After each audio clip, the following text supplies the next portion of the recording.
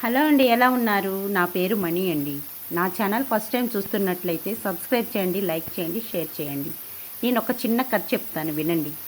ఒక ఊరిలో పెద్ద వయసు వచ్చిన భార్యాభర్తలు ఉన్నారు. వారు ప్రతిరోజు దేవునికి పూజ చేస్తూ ఎంతో అన్యోన్యంగా ఉండేవారు. ఒక రోజున హఠాత్తుగా భర్త మరణించాడు. తను స్వర్గానికి వెళ్ళిపోయాడు.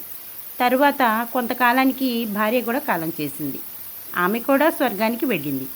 అక్కడ భార్యాభర్తలు ఇద్దరు కలుసుకొని మాట్లాడుకుంటున్నారు. అయితే ప్రతిరోజు భటులు వచ్చి ఆ భార్యని భోజనానికి తీసుకొని వెళ్తున్నారు. భర్తను పిలవడం లేదు. అయితే భర్తకు డౌట్ వచ్చింది.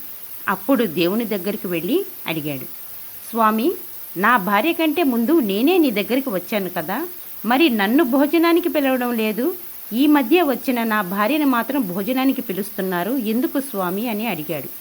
అప్పుడు భగవంతుడు ఇలా బదివిచ్చాడు, నాయనా, మీరు ఇరువురు నాకు రోజు పూజలు చేసేవారు, కానీ నీ భార్య నాకు ప్రసాదం పెట్టి నా ఆకలి తీర్చేది, అందుకే ఆమె రుణం నేను తీర్చుకుంటున్నాను.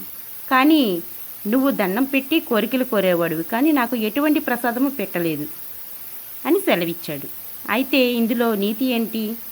భార్యాభర్తలు ఇద్దరు పూజ చేసిన తర్వాత ఏదో ఒక పండో లేక చిన్న బెల్లం గడ్డ అయినా సరే స్వామికి సమర్పించాలి. ఇదే ఈ కథలో నీతి. ఏమంటారు ఫ్రెండ్స్? ఇలా చేయండి. Thank you friends. Thank you very much.